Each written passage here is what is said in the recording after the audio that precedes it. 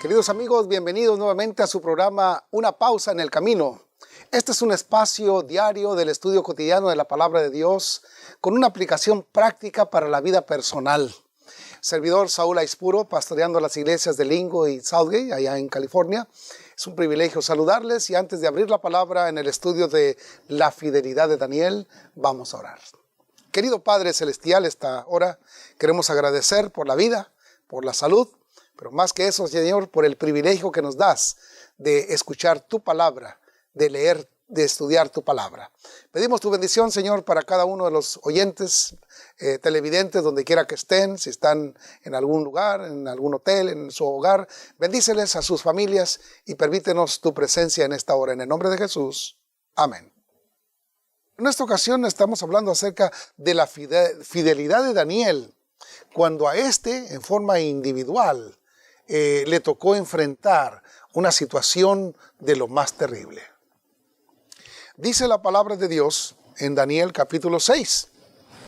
Pareció bien a Darío constituir sobre el reino 120 sátrapas que gobernaran en todo el reino, y sobre ellos 3 gobernadores, de los cuales Daniel era uno, a quienes estos sátrapas dieran cuenta, para que el reino fuera perjudicado. Pero Daniel mismo era superior a estos sátrapas y gobernadores, aunque había en él un espíritu, ¿qué cosa? Superior. Y el rey pensó en ponerlo sobre el reino.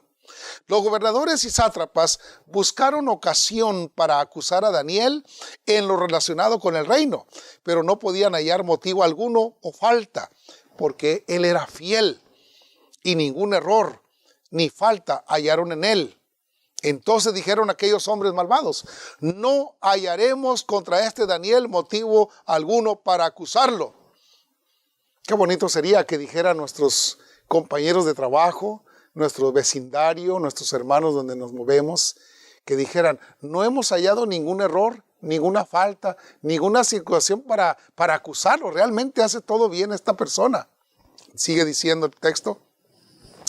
Dice: no hallaremos ningún motivo contra este Daniel para acusarlo, si no lo hallamos contra él en relación con la ley de su Dios, en relación con su vida religiosa, en su vida espiritual.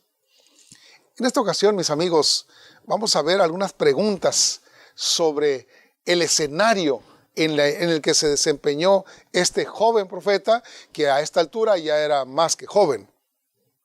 Daniel revela en el capítulo 6, 4 y 5 algo sobre el carácter de Daniel. Leo para ustedes Daniel 6, 4 y 5. Dice: los gobernadores y sátrapas buscaron ocasión, dice, para acusar a Daniel, pero no lo hallaron. Era puntual, era cumplidor, era respetuoso en el medio ambiente de su trabajo. O sea, él realizaba sus labores de una manera eficiente. Es un buen ejemplo para todos aquellos cristianos que nos decimos ser seguidores del Señor, seguir el ejemplo de Daniel. Que no nos hallen tacha, que no nos hallen razón para acusarnos, que no andemos en chismes, que no andemos en habladurías en nuestro trabajo, realizarlo fielmente, ir a lo que vamos. Aquí está un ejemplo tremendo de este carácter de Daniel. Entendemos que él tenía un espíritu superior, era inteligente, era sabio, pero más que eso, tenía la presencia de Dios. Más o menos nos recuerda a José en Egipto, cuando dice la palabra que todo lo que las manos de José tocaban, Dios lo bendecía. Al igual con Daniel. Todo lo que Daniel realizaba era bendecido por Dios porque él era fiel a su Dios en el cielo. ¿Qué paralelismos podemos encontrar? Una pregunta. en este capítulo 6 que lo vinculan con los acontecimientos finales descritos en el libro de Apocalipsis capítulo 13. ¿Qué paralelismo podríamos encontrar? En primer lugar, el rey le pidieron a Darío que lo hiciera realmente, que nadie ore sino solamente al rey. Nadie le pida a ningún ídolo, a nadie, sino solamente al rey. Y al rey, pues como que le pareció buena idea, el orgullito, bueno, queda bien, que oren a mí nada más. Pero Daniel, en su devoción personal, él tenía una costumbre, su devoción personal, Daniel, abrir las cortinas, las ventanas que miraban hacia Jerusalén, hacia el templo de su nación. Y ahí él se postraba y oraba delante del Dios verdadero. Esa era su costumbre. Así que cuando vino que nadie tenía que hacer eso, él siguió con su costumbre, a sabiendas de que si lo seguía haciendo, él iba a ir al foso de los leones como castigo. Sin embargo, dice la historia que él siguió siendo fiel a Dios, su fidelidad a Dios continuaba a riesgo de su vida inclusive. El decreto del gobierno era claro, los cargos iban a ser la muerte en el foso de los leones. ¿Y quién iba a librar a este hombre del foso de los leones? Ponte en el lugar de Daniel, de esta situación. ¿Qué justificación o argumento podría haber usado para no orar? Es decir, ¿cómo podría haber justificado no hacer lo que hizo? Y por lo tanto, ahorrarse la prueba de ser arrojado en el foso de los leones. Interesante. Un día sin orar, un mes sin orar, o lo hago en el baño, lo hago en el secreto, lo hago después de todo. El Señor dice, ora en secreto y tu Padre te bendecirá en público. Aparentemente hay razonamientos que podrían esgrimirse. Sin embargo, Daniel eso sí tenía, era fiel, pero también era íntegro. Él sabía positivamente a qué se refería el decreto. Y ellos sabían, los hombres sabían que Daniel cómo oraba y dónde oraba. Así que Daniel no iba a confundir su buen testimonio, no iba a tergiversar o no iba a transigir con el mal.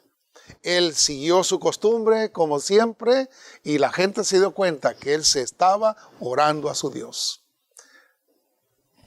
A veces nosotros podemos tener el riesgo, podemos tener la tentación de no hacer lo que nuestra conciencia y nuestra palabra de Dios nos dice, por tal de conveniencias o por tal de salvarnos alguna vergüenza o salvarnos alguna situación, un castigo. En Apocalipsis 13 dice los versículos 4, dice, y adoraron al dragón que había dado autoridad a la bestia, adoraron a la bestia diciendo, ¿quién como la bestia y quién podrá luchar contra ella? También se le dio boca que hablaba arrogancias y blasfemias y se le dio autoridad para actuar por 42 meses y abrió su boca para blasfemar contra Dios, para blasfemar de su nombre, de su tabernáculo y de los que habitan en el cielo. Se le permitió hacer guerra contra los santos y vencerlos. También se le dio autoridad sobre toda tribu, pueblo, lengua y nación. Lo adoraron todos los habitantes de la tierra cuyos nombres no estaban escritos en el libro de la vida. Si alguno lleva en cautividad irá. Si alguno mata a espada será muerto. ¿Cuál fue el decreto en esa ocasión?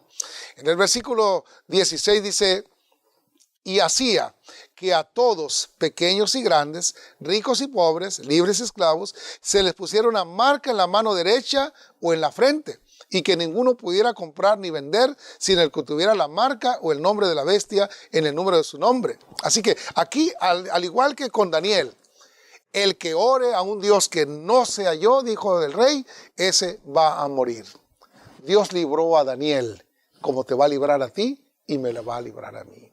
Querido Padre Celestial, ayúdanos a ser fieles como la brújula al polo. Cumplir el deber que está claro en nuestro corazón, independientemente de las consecuencias o los peligros o los riesgos que haya. Te imploramos esta bendición en el nombre de Jesús. Amén.